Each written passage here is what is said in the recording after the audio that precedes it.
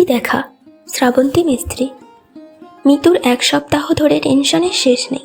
যবে থেকে শুনেছে ওর কলেজের অধ্যাপিকা অবন্তিকা ম্যাডাম ওকে দেখতে আসছেন। ম্যাডাম যদিও ভীষণ ভালো মানুষ, ওকে কতবার বাড়িতে ডেকে পড়িয়েছেন, খাইয়েছেন, কিন্তু এবার নিজের একমাত্র ছেলের জন্য পাত্রী নির্বাচন বলে কথা। মিতুকে তো ম্যাডামের পছন্দ নাও হতে পারে। মিতুর মা মিতুকে দিনরাত বলছেন, মুখে ফেসপ্যাক মাখ, হলুদ বেটে লাগা, শাড়ি সামলানো প্র্যাকটিস কর। মিতুর বাবা বলে দিয়েছেন আগের 3টে পাত্র হাতছাড়া হয়েছে গায়ের রঙের জন্য। অবন্তিকা ম্যামের ছেলের উচ্চশিক্ষিত প্রতিষ্ঠিত এ পাত্র যেন হাতছাড়া না হয়। মিতু ভেবেই পাচ্ছে না তাকে যদি কারো পছন্দ না হয় এখানে ওর কি করার আছে।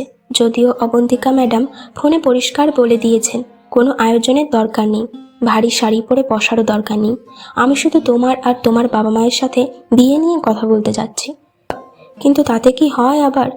মিতুর মা নতুন শাড়ির ম্যাচিং গয়না সব এনে দিয়েছেন। মিতুর বাবাও ইলিশ, গলদা চিংড়ির অর্ডার দিয়ে রেখেছেন। এই পাত্র কোনোভাবে মিস করা যাবে না। মিতুও ভয়ে ভয়ে আছে। অবন্তিকা ম্যামের ছেলেকে একবার মাত্র দেখেছে। সে খুব শান্ত, স্বল্পভাষী আর সুপুরুষ।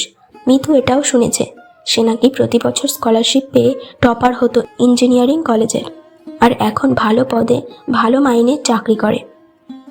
কাকিমা পিসিমারা বলেছেন মা ছেলে সংসার দুজনেই চাকরি করে, বেশ আয়েশ করে থাকতে পারবে মিতু।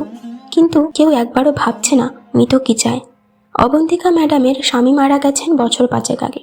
বাড়িতে লোক বলতে ম্যাডাম আর একমাত্র ছেলে আয়ুষ। ম্যাডাম মিতুদের কলেজের ইংরেজির শিক্ষিকা। শিখতে আর শেখাতে খুব আগ্রহ ওনার। তাই কলেজের ছুটির দিনে তিনি ছাত্রছাত্রীদের নিজের বাড়িতে ডেকে পড়ান, কিছু অসুবিধা হলে বুঝিয়ে দেন আর রান্না করে খাওয়ান প্রায়। মিতুকে ম্যাডাম বেশ ভালোবাসেন, লেখাপড়ায় ওর আগ্রহের জন্য।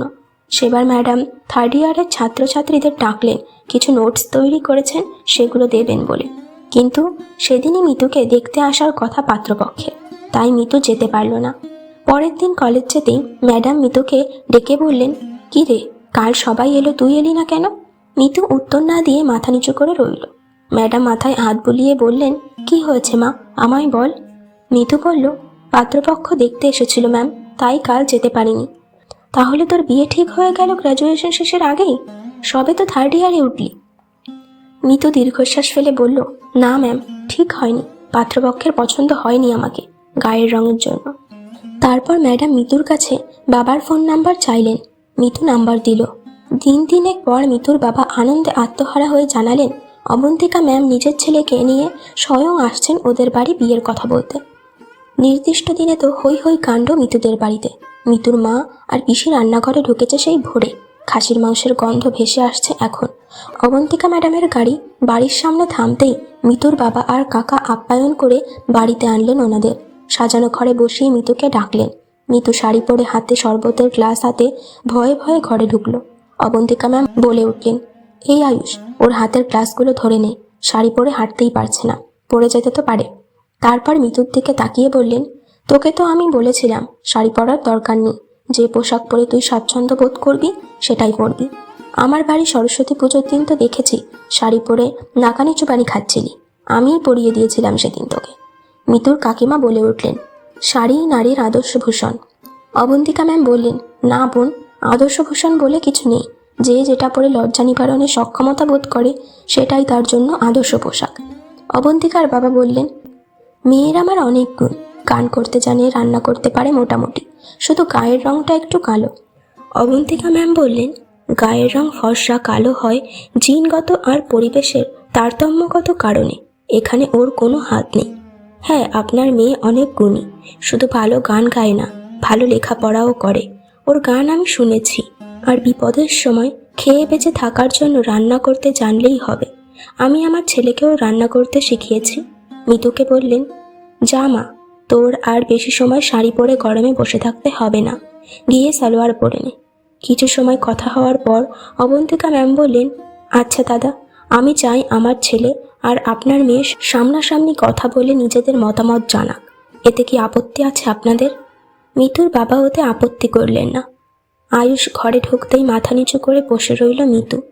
আয়ুষ এসে শান্তভাবেই বলল, জানালা দিয়ে অনেকবার দেখেছি তোমাকে আমাদের বাড়ি আসতে, বন্ধুদের সাথে হেসে গল্প বলার সময় কিন্তু এত শান্ত মনে হয়নি তোমায়। এত কথা শুনে হাসি মুখে মুখ তুলে তাকালো মিতু। আয়ুষ বলল, আচ্ছা আমাকে পছন্দ তোমার? মিতু এই প্রশ্নটা শুনে অবাক হয়ে সম্মতি জানালো শুধু। আয়ুষ বলল, তোমাকে কিন্তু আমার খুব পছন্দ। মা আমার মত নিয়েই এখানে এসেছেন। আচ্ছা মিতু, বিয়ে করার জন্য তুমি কি মানসিকভাবে প্রস্তুত? মিতু মিনমিনে গলায় বলল, গ্র্যাজুয়েশন শেষ করে বিয়ে করতে চাই।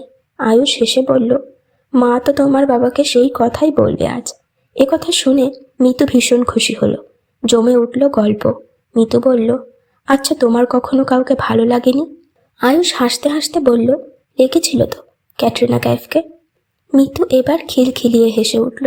আয়ুষ জিজ্ঞেস করলো, আর তোমার?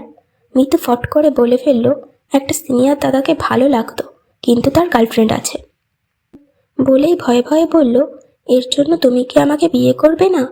আয়ুষ মুচকি হেসে বলল, ভালো তো লাগতেই পারে, তার জন্য বিয়ে ক্যান্সেল হবে কেন?